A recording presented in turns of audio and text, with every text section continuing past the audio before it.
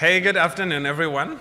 My name is Conrad Carding, and I'm delighted to introduce the first speaker for this afternoon.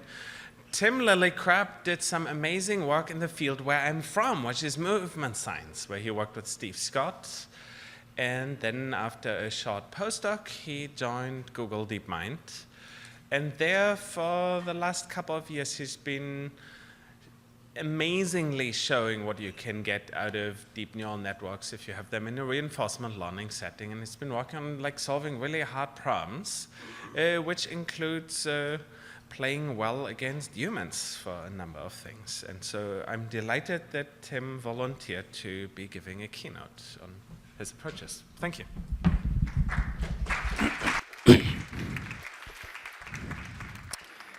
Hi, is this on? Yeah, it seems pretty good. Okay, so I'm, as Conrad said, really interested in what we can do now with deep networks. Now that we have a tool, what sorts of things we can do. And I'm going to talk to you today about some, I would say, really preliminary initial explorations into what you could do with agents that have memory about their environments, and then use memories of events and places to make goal-directed decisions and sort of make better decisions for themselves in the future. And I want to start by saying right away that there's been a couple people, particularly Greg Wayne, Alden, and David Amos, who have been instrumental to a lot of this. And there's an archive paper if you're interested in some more details. So this is the setting that I've sort of spent a lot of time thinking about and playing in, which is the reinforcement learning setting, where the agent pi here is sort of backed by one or a bunch of neural networks, which would consume observations from an environment, take actions on that environment, and receive rewards back from it. And that environment has some transition dynamics where from some state and given some action, you transition into some new state. And I think this is something that most of you can sort of appreciate relatively quickly and readily. And now it's sort of, what are the sort of wealth of rich environments we have out there, and the kind of interesting problems that we might want to solve in this space. So when people do things like playing Atari with deep networks, or playing Go, these are problems which in some sense are really don't require much memory. So that is, you can basically look at the frame of the game that you're looking at right now, or maybe just the last 4 frames, if you like, in Atari. And that provides, in some sense, all the information you need to make good decisions in that environment, and act well. And so we've just begun, I think, to sort of think about what it would mean to, say, have a rich representation of the past and put that together into good decisions now. And I'm going to frame this sort of really concretely and come back to this problem. I'm going to go through some basics of RL and things like this, but I'm going to frame this concretely in terms of this problem here, which is the one that kind of captured our inspiration, sort of captured us and got us motivated to build agents and think about how they would operate in an environment like this. And so this is, I'll call this the goal finding task. So the idea is that instead of there being some sort of fixed environment, we're going to talk about procedurally generated mazes. And so think about this like you've come into this hotel for the first time, and you've spent maybe just a day in it, or a very limited amount of time. And now maybe there's somewhere in that in this environment a goal which you'd like to sort of navigate to and find.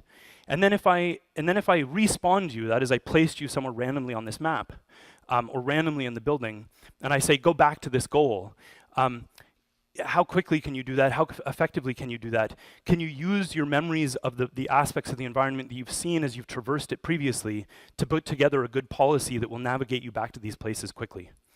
And so very specifically the one we'll study is one where you're given a fixed time interval, t, and the idea is to find the goal as many times as you can. Every time you find the goal, you're going to respawn on there somewhere randomly. And we're going to study a bunch of other tasks too, but this is the one that kind of captured our imaginations, and the one that we spent a lot of time interested in and playing with. So I'm going to back up a little bit. Here's if you like, a single trial of reinforcement learning, just really pared down. And the idea is that you would do something like start in some state, given that state, produce a probability distribution over the actions you could take. That is sort of how you could move through the environment. Sample one of those actions, receive a reward, and then go through this again. So sort of given that action and the state you're in, move to a new state, sample another distribution over your actions, and carry on like this through time until the end of an episode. And that's essentially the sort of setting we're going to look at, is this episodic reinforcement learning setting. And you could think then that the probability of a trajectory can be expressed like this. And we don't need to worry too much about the details. But I can say then the probability under, say, the parameters of a network parameterized by some theta for this trajectory tau is given by this, which is just saying, what's the probability I start in this state, take this action in that state, and then the environment transitions like this for me on through time. Okay. And when we're working in RL, the sort of essential thing that we care about is the sum of probably the discounted sum, potentially the discounted sum of rewards that I receive through time between now and the end of the episode. And I'm going to make that as large as possible. And I'm going to call this objective the return. So that's the return for some trajectory tau through the environment. And then really at the end of the day, I care then about this objective function, which is basically I have this policy that's embodied in the neural networks that I'm playing with for my agent. That policy gives, in some sense, probability distributions over the possible trajectories through the environment. And corresponding to each trajectory, there's a return that I would get. And I'm interested in the integral over that space. So the integral over all the possible trajectories, the weight that I would give them in some sense with my policy, and then I want to make this as large as possible. So I want to act well kind of in any possible situation. Okay. Now I want to so with that notion in mind, I want to kind of zoom out and think a little bit about what it means to learn to act using memories and events and past events. So when we actually run an agent then through this environment, what we're going to be thinking about is something like the following. So at some time in the past, I say see the goal, and I'm going to produce some encoding of what I'm currently seeing and stick that into memory. And we're going to write that into some memory bank. And this could look kind of quite different in various memory structures are possible, and I'll talk about a couple. But the idea is that potentially I see the goal, I see where it is, I write that into memory, then I sort of acquire the goal and respawn, and I carry on through the environment. And at some time here, what I want to do is be able to look into my memory, query it, find where I remember the goal to be, and use it to produce an action. And that's essentially the sort of situation that we're in. And what I want you to have in mind, what we're going to be doing throughout for these experiments is potentially the sort of, I like to think maybe one of the simplest things that we could do in terms of the actual learning stuff. So we're going to focus more on what's going on with memory, what's going on with, I'll suggest this idea of unsupervised predictive learning to help things. So on the learning side, we're going to do essentially the simplest thing, which is a sort of a policy gradient approach, where we're going to sample trajectories by rolling out the policy through the environment, so letting it try. And then we're going to look at the policy gradient, so use that trajectory, get a policy gradient, which basically says you should try and update the parameters in this direction in order to get better in the future. This is akin to sort of SGD in the supervised setting. And then we're going to make a small update to the parameters and carry on and do this again. Okay, so I guess the other sort of bit of fleshing out to do, the specifics of the basic architecture that we're going to use will look a bit like this. So it's going to be the neural network agent that we'll use will consume states, process these up, and produce two things: a policy distribution parameterized by theta, and a value function which is going to try to evaluate sort of how good this state is, what kinds of rewards I expect to accumulate in the future as I go. And we're going to train this with two losses here, one for the value function head, which tries to regress towards the returns, the empirical returns I actually get, and one for the policy gradient, which actually uses this, this term, which is called the advantage, to do a little bit better than what the sort of typical policy gradient. Again, I don't want to get too bogged down in the details of this, because I think the focus is really going to be elsewhere, but that's the essential setup. And then we're going to be looking at components, in some sense, of the network here that are important for actually making a task like this work. So I showed you that network, and it was essentially feed-forward. Here's a network, if you like, with a bit of memory. So this is something that takes a bunch of observations from the environment, sort of an image, the velocity, rewards from the previous time step, and we actually in some of these tasks had a text channel, but forget about that. And it's going to process things up to an embedding, and then here we'll have an LSTM state, which is allowed to sort of absorb some of the things that it's seen, some of the embeddings that it's seen previously, and hold some of those in memory, and then the policy will sort of admit actions here. So that's maybe the most basic memory that we'll think about. And you can actually do some interesting things with a model as simple as that already. So this is that agent, if you like, trained to navigate a 3D environment. And in some sense, there's almost no memory here. So there's very little needed. So its goal was to go and find these green apples, to run around in here, look at the images, find green apples, and it's learned to do that just from the rewards given by those objects. So it's kind of neat, but this policy, at least as far as we can tell from this, doesn't necessarily have much memory. It can do this mostly by learning a good exploration policy, and then when it sees a bit of green in the distance, it can learn to sort of execute actions towards it. So the problem that we're going to look at is a little more complicated than that goal finding one. But I wanted you to have in your head, you can do reasonably interesting tasks right away, even with a system that has relatively little memory. Okay. So one of the other components that it's worth thinking about, knowing about, are these modern attentional memory architectures. And I'll talk briefly about these in the supervised setting before I go back to RL. So these kinds of architectures, what they enable doing is having a controller, which could be something like an LSTM, sort of a relatively standard piece, a controller that can output, can write into a larger memory bank. And in some sense, I would think about this a bit like a hippocampus, but I don't want to get caught up on sort of, trying to identify these things with anything in particular. But they can write into some larger memory bank, larger non-parametric memory bank, and the controller can also spit out queries and read things back from that memory bank. And these are some of the essential operations that are used, which look basically like simple dot product attention over this slotted memory system. And you can do some impressive things with this stuff versus what you could do with an LSTM. So here's an example from meta learning and memory in a supervised context, where the task is basically to do the following. I'm going to show you a sequence of images. You're going to try and tell me what those images are.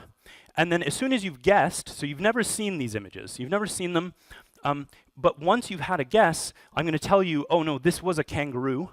And then if I subsequently, in that episode, show you a kangaroo, you ought to be able to tell me, oh no, that thing is a kangaroo, on the basis of having seen it earlier in this episode. So this is quite different from the normal setting of deep neural networks, where you have tons of data, you train forever, and then that's the game. In this context, the idea is I'm going to see an episode with only maybe 5 examples, and on the basis of those 5 examples, the network ought to be able to output something. And it does this by looking into its memory, identifying past elements that are related, and then having a go at saying, this is the thing that's similar.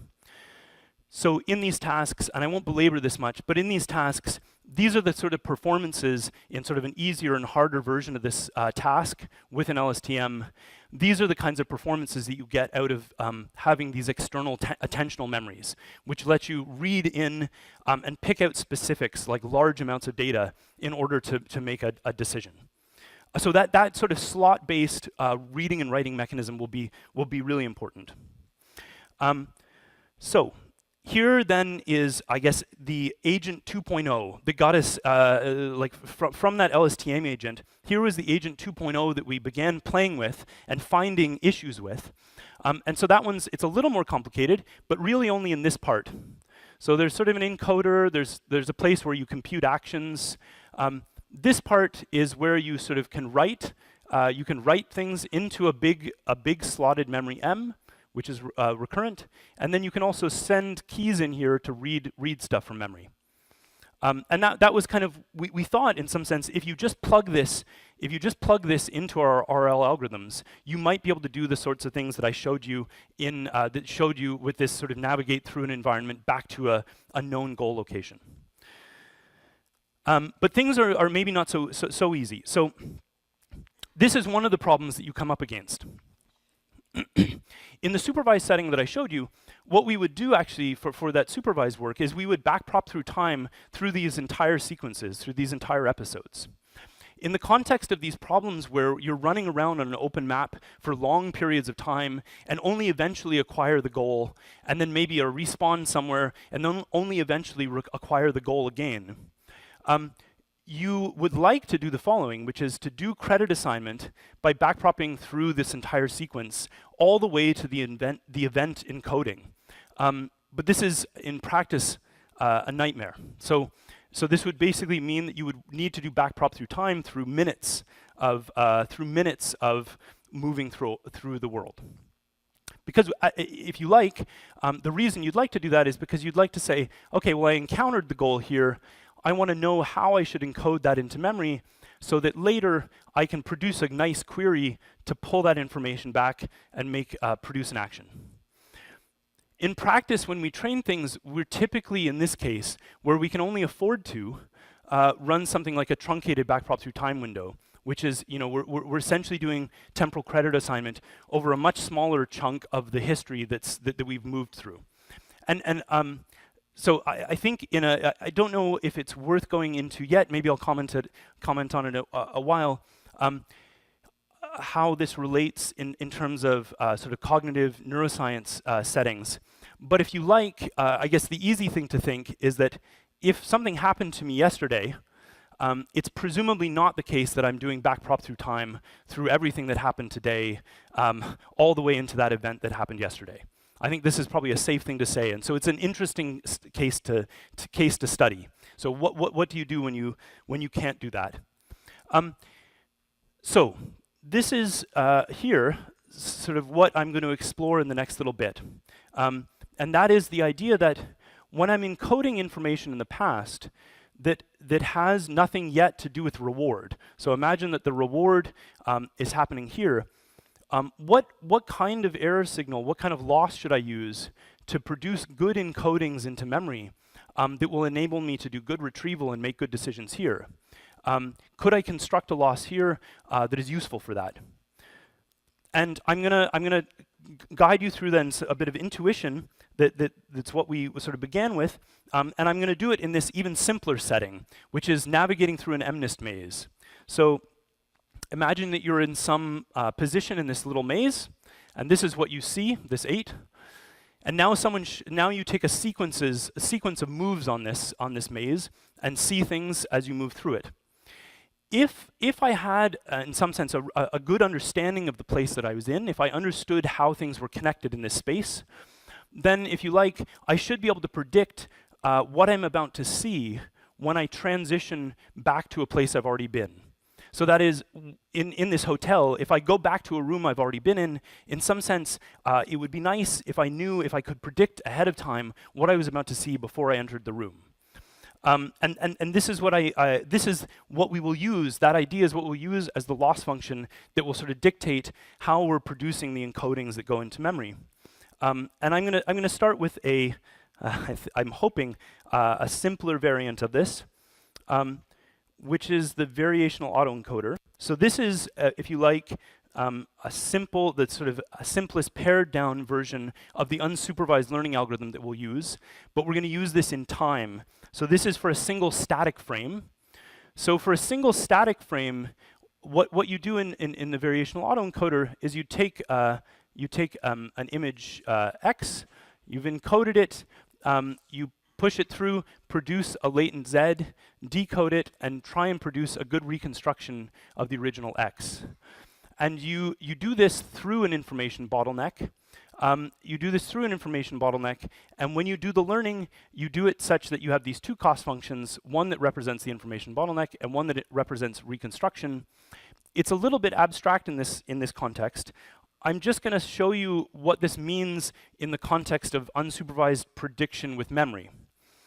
So here's the notion, if you like. I'm sitting at some place, or I've been somewhere previously, and I have memories, and I'm about to take this action. And from that, I can say, okay, this is what I think is about to happen. Like, if I could predict exactly what I was about to see when I walked into this room that I've previously been, then, if you like, I could send that through to this latent Z and decode what I'm about to see without having to look at the environment at all. So if I had a perfect memory of the places I'd been, if I had a good model of how actions led me back to those places, then I could basically, from memory and an action, go all the way through to producing a good reconstruction of what I'm about to see without having to use any bits of information from my actual vision. And this is, if you like, the basis for the unsupervised objective that we're going to use when we run this agent. Okay, so just to show you really tangibly in practice what this means in the context of these kinds of memory models that I've shown you, the sort of classical LSTM-like models, these simple memory models, and slot-based ones. Here's an actual task that we ran. We sort of actually did this in this MNIST maze. And this variational recurrent neural network is essentially an embodiment of this diagram that I just showed you, where the memory system is just an LSTM, if you like. And what we're seeing here, wherever you see these greens and mismatches, this is where we've applied this technique, but it's made sort of poor predictions about what's actually it's going to see in the environment. So it's mispredicting what it's about to see when it re-enters those places. We explored a set of these different ways of producing large slot-based memories. So these the names are not too important, but if you do that, you find that actually several of these, so this guy in particular, say, and this guy, are effectively perfect at that in this toy setting. So that is, they get very good at saying, as you move through an environment, consuming the parts of the environment that are relevant and putting them in memory, and then being able to use them to make predictions about what they're going to see as they move through the environment. This was in the purely unsupervised setting, where we produced the action sequences. So this is not an agent acting. We just produced random action sequences, put them in these tyrant environments, and ran it. Okay. There's one other problem, piece of the problem that I'm going to talk to you about before we get to sort of seeing that stuff in an actual fully functioning agent and what that means. And that is this problem that we've sort of contended with and informally called the bullet problem. And the bullet problem is basically this. When we use these unsupervised kind of objectives, which say, try to be able to reconstruct the sorts of things you see in your environment, it's often the case that there are small details of your environment, like a bullet, which are really important for the reinforcement learning problem that you're engaged in, but which the unsupervised algorithm will kind of gloss over and not encode anything about, because they're just basically concerned with trying to encode as much about the image as they can, and to them a bullet is a detail. And this problem comes up quite often when you try and apply these unsupervised methods to learn good embeddings to do things with. So we did something quite simple, and it goes back to an old neuroscience piece of neuroscience work by these guys Gluck and Myers. And that is, what we say is, okay, try and encode this into a good representation, a good latent representation that you could reconstruct from. But when you do it, also try and reconstruct from that latent the return objective of the unsupervised learning. So make sure that this latent space not only is good at predicting things you're going to see, but also details about what you're going to see that are actually crucial for the reinforcement learning task. And as we'll see, this is pretty crucial that you do this. Okay. So in full then, and it's really not too important to grok the details of this equation. The important part is just here. When we actually do the unsupervised learning, we're just saying maximize the likelihood of the sequences of observations and returns that you see as you move through these environments. And this is a variational bound that we use in practice to optimize that objective, because on its own it's intractable. Okay. This is also looking scary. But we have built up a little bit of context, and it's just, it is just what the model looks like in full when we run this. So this part we've all seen before. There's an LSTM here. This goes through to a policy. I consume the environment in here. The new part is here, which is basically an interface between the memory, this large slot-based memory system that we have, the memory, and this business where we predict a prior. So we basically say, this is what I think is going to happen in the future.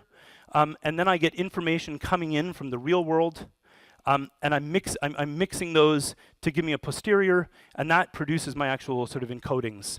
And I have a reconstruction loss here and a KL loss here, and the two of those together make up the variational loss that I actually train on. Okay, again, the details you can go and check out, but that's sort of the high level of this. And now I'm going to show you the consequences of this running in this kind of environment. So again, this is procedurally generated mazes, which is every time you show up, you have no idea what the maze is going to be like. Or you're going to spend a long time on this maze. So in this case, like 1,350 steps. Your truncated backprop through time window, the window over which you do credit assignment, is relatively very small. So in this case, just 20 time steps. That's the sort of temporal time window over which you get gradients in the backprop through time sense. And whenever you get the goal, you're going to respawn somewhere, and then you've got to find your way back here, and you should do that as quickly as possible. So that means that when you respawn, you should look around for some way of navigating back to where you were originally. Okay, so just to walk you through a few of these curves, because the colors will remain the same. This thing which comes down very rapidly at the beginning is the unsupervised objective for this agent. These two, these pink and blue, are an LSTM agent and an agent with a bunch of memory. So that is a bunch of memory slots available to it that it can read and write to, but with no unsupervised objective. So essentially, you said, you have tons of memory. Do what you like with it. And now I'm going to train you with the policy gradient. And I think effectively what you see is that this thing really caps off at some level of performance. I'll show you what that level is in a minute. This other guy really does take off using that unsupervised objective, is able to take off and learn to navigate back to places it's been effectively. Okay. So this is what it looks like in practice, just to give you some idea. I won't spend too long here, but this is just to give you a flavor of what it actually looks like to navigate through one of these environments and get things. And I'll point out a couple key features as it does. So there's some phase when you first show up in a map where you just have to find the goal. You don't know where it is, and you need to acquire it at least once. Here we're seeing an overhead view of the map, and then here we're seeing a couple things: the real and predicted value value functions. So what you can see is that after a first little while, it finds the goal, and then from that point on, the predicted value function begins to say, I think I'm about to find the reward, even when it can't see it. So even when it can't see the actual goal, it begins to say, okay, I'm recognizing landmarks. I know that I'm going to come up on the goal relatively soon. And it makes those predictions well and can do these things well. This is sort of another view here where we're able to look in and sort of see where in space is it sort of focusing in its memory. So it has formed memories in the past, in particular locations in the room and in the maze, and we can ask sort of where is it looking back in its memory. But I'm gonna sort of carry on and just say, first of all, it's worth noting, I guess, Merlin is the sort of silly name that we use for the whole model. And it just stands for memory, reinforcement learning, and inference. So it's doing all of these things together. It's putting together an inference model which is trying to infer where it is in the environment with memory and reinforcement learning. And here we're sort of comparing its performance on 4 different versions of this goal finding model or problem versus humans and these 2 models which have more memory but without the unsupervised objective. And it really does help. Okay. We can also do a couple things, and it's worth sort of mentioning this, where we look at trying to understand what is important here. And we sort of do some ablations where we knock pieces of this out, where we can sort of knock out the memory entirely, This one's a little bit, we don't need to go into this, but these two are potentially the most interesting ones, where we knock out the return decoder, or we have only the return decoder. So that is basically back to this Gluck and Myers idea of, are you trying to reconstruct the image, or the return, or both? And both of these are really quite important, ultimately. It's also worth saying, and this is a sort of, I think, a crucial point in this, you can actually recover the performance on this problem for some of these models if you start giving them longer and longer time windows for their truncated backprop through time. I'll show you problems in a minute where that doesn't help, but you can recover some of the performance of the models without these unsupervised predictive memories just by lengthening the tau. This is the window over which you do the backprop through time. So for example, even here you can see the LSTM, which is this weaker memory model. If you've given it enough, of a long enough credit assignment window, you can get this thing to take off eventually. But that 200 sort of relative to the length of this task it's sort of growing and is pretty large relative to the actual length of the task. Okay, I want to show you a little bit behaviorally, what are the behavioral signatures of seeing this thing actually work? Here what we're looking at, and this is the sort of thing you might do if you were doing a water maze task or something, we're going to look at the time to goal over the course of the episode. So this is the first time. How long did it take you to get to the goal the first time? How long did it take to get there the second and the third and the fourth and so on? You can see that these other models basically flatline, which means that they learn a good exploration policy. They learn to move around the map pretty well and find something. But then basically they just sort of, when they respawn, they're just doing that all over again. They're just randomly exploring to find the goal. Merlin is basically able to say, okay, I remember where I've been. And in fact, I'll even get a little better and better after I've been there a few times. So I'm building up a little more information in my memory about where that place is, and I can re-access it and get back there more quickly. You can see this as well in the return prediction, which is basically sort of coming up to the goal. How good are you at predicting the return that you're about to get? So to say, even before you see the goal. So you know, for example, that it's around the corner. And that's reflected in these predictions that are made about return across these models. And then finally, I think it's really worth saying, you can sort of very smoothly this return cost coefficient, which is basically saying, how much do I weight whether I care about reconstructing exactly what I see in the environment versus reconstructing what I think the elements, the parts of the environment that are really relevant for predicting the returns that I get in this task. And it really matters. So if you can have sort of a fairly wide range in here of values that produce good performance, but if you just care about the image or just care about the return, things really don't go well for you. Okay, and then a final bit of analysis before I look at some other tasks. We went in, and the way that this agent reads from its memory is it actually has a couple of heads, so that every time step, it can actually look at a few places in its memory at once. And it's actually really kind of cool when you go and do this, I think. You can see that one of the read heads is just totally dead focused on reading from memories that are clustered right around the goal, right? So it's really saying, like, where's the goal, where's the goal, where's the goal? There's another one which seems to be focused, we find across a bunch of maps, on sort of features that lead right up to the goal. So that is doorways and so on that are kind of close to acquisition of the goal. And then there's another read head which is reading quite broadly through the environment, which we think is doing something like trying to figure out where I am currently. So trying to pull out information that's going to be used to make the prediction about where I'm about to go next.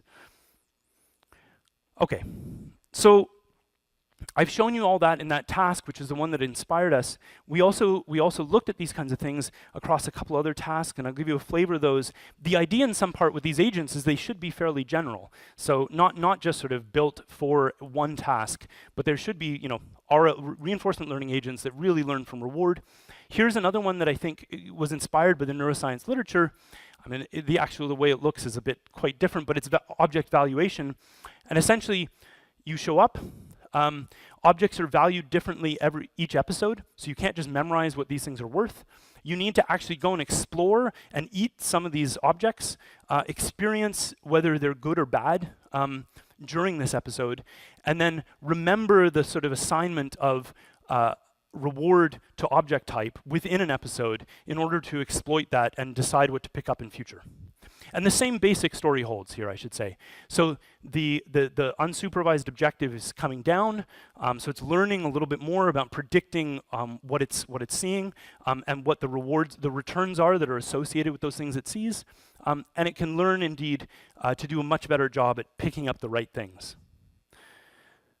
And you can see this in a couple of other analyses where you sort of look at where it's reading, and again the kind of how much error it's making the first time it picks up an object versus subsequent times it picks up objects.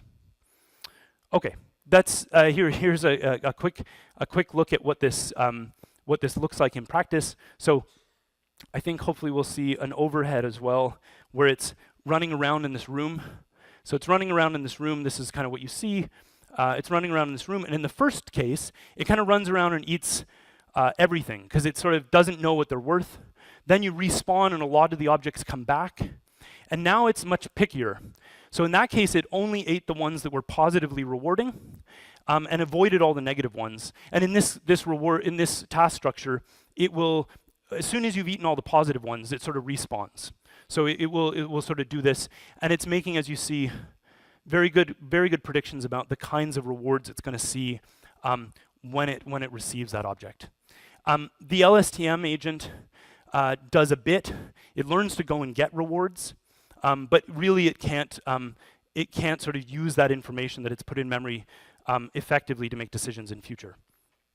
I'm going to show you one more task, which was really inspired by a sort of a neuroscience task, which is this sort of water maze task. And this is with a bit of a twist, where there's actually 3 water mazes, and you're gonna pseudo-randomly jump between these. So you're going to jump between these. There's a platform in each one. The platform is located in a different place. And so what you've got to do is when you land in one of these environments, you've got to figure out where that platform is and then re-navigate to it as quickly as you can. So you sort of need to show up in the red room, think, okay, I know where the platform is on this red room, and navigate to that. When I show up in the yellow, find it there, etc. And here actually the difference is pretty profound. So the reason we think in this case the difference is quite so profound is that truncated backprop through time window makes even more of a difference. So when you are pseudo-randomly jumping between these different environments, the backprop through time window that you have, the credit assignment window that you have, in some sense reaches not as far back in time or as nicely for you when you're jumping between these environments. And I guess we can look at a tiny bit of this. It's nice to see in the sense that, so what you're going to see is it will encounter each of the 3 rooms, and then after it's so there it's on the platform, so it's like, okay, that's where I am. So now it's in a new room, and what you'll see is that as soon as it sort of visited a room and found that platform in that one, when it re-experiences it, it sort of really knows where it should go in future. I'm not sure. I'm just going to make sure I have time. Yeah, we're okay. So now it's in yellow. And it's learned the thing at the bottom is just the action selection. So it's just sort of, that's what it's doing. And it's learned a fairly good exploration strategy in that it kind of knows maybe where these platforms might be located, and it's kind of doing this circling motion to find them. Let's see. So the red there was the real one, and it didn't know it was going to get it. So there the prediction spikes because it finally got it. But now it's going back to rooms that it has previously been in. And so now it's like on the platform, right? And this basically happens. So now it's transitioning to another one, and it just knows where this thing is now. And it's a bit baffling to watch, but if you play this as a human, this is exactly what you do quite quickly. These symbols on the wall are a bit hard to grok until you've spent a bit of time in those rooms. But once you've spent a bit of time, this is exactly what you do. You sort of orient yourself with respect to those symbols. When you come back to that room, you know exactly which way to head and grab. Okay. You can see this, I guess maybe now this is one of these ones I mentioned where even if you extend the temporal credit assignment window quite far, all of these guys that do not have the unsupervised objective included in them, so even if they have a large memory, they're failing to take off. So the only two models here which are learning this task really properly are variants of Merlin, which have this unsupervised objective included, and are producing good memory encodings due to it. Okay, and I think I'm getting there. I want to sort of close, sort of wind down, and begin to reflect about, like, what are we not doing, which I think is a lot. So the agents in these setups, you know, they're able to explore and learn quickly from new information that's presented in the episodes and encode these into memory. But it should be said that they're doing this for a fixed task, right? So I think the thing that is really missing versus what a person, I think people do, what animals do, is that people and animals can pick up new information, put it into their memory, and use it very quickly to acquire new tasks in sort of I think a fundamentally different way than what we're doing here. So when we learn these things, we use really tens of thousands, sometimes even hundreds of thousands of episodes in these sort of policy gradient settings. And as we do that, we build in all this flexibility where the agents are able to do very nice things with their memory and optimize behaviors during an episode in memory space, if you like. So during an episode, you saw, for example, when Merlin would get quicker and quicker at finding the goal over time. And that's because in some sense it is getting better within that episode, and it's doing that all in memory space with no adjustment of its weights. But it does that all for this fixed task, and it's had to learn how to do that over tens of thousands, hundreds of thousands of episodes for that fixed task. So I think the real question is, how do we get that sort of the speed of learning in memory space, if you like, where things can be quick, where you don't have to make adjustments to sort of slowly changing weights. How can you do that, but for new tasks? And I think that's something that deserves a lot more attention, and something I'd like to play with. Yeah.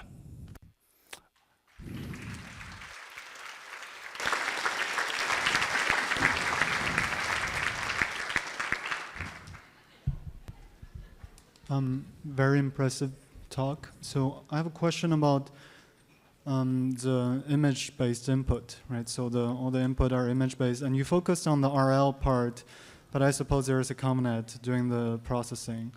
So my question is that necessary for this entire research project that you use image-based input? I mean, the reason I'm asking this is because I suppose having a COMNET there is going to make learning a lot harder overall, and it's a lot more expensive, and for many people in academia, we don't have as many GPUs.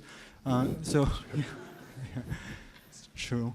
And so I'm wondering if you could have asked the same question and have done the same comparison with LSTM if you're using like sensory stimuli that are essentially already processed that are a lot simpler. Yeah, that's a great question. I think, yes. I think the answer in some sense is you could, I think, arrive at a lot of the same conclusions and ideas in really quite reduced preps versions of this. For example, like the MNIST maze version of this that I showed you, we didn't actually pursue it, but I think you could have demonstrated a lot of the principles in that setting. Now, and I think that is worth doing.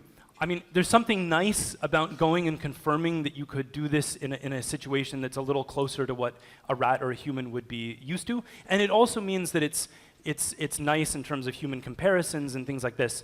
But absolutely, I think you can do this in far pared down settings. The version with MNIST, you could, I think, get away with even relatively small, fully connected networks, and a lot of the same principles would hold. Thank you.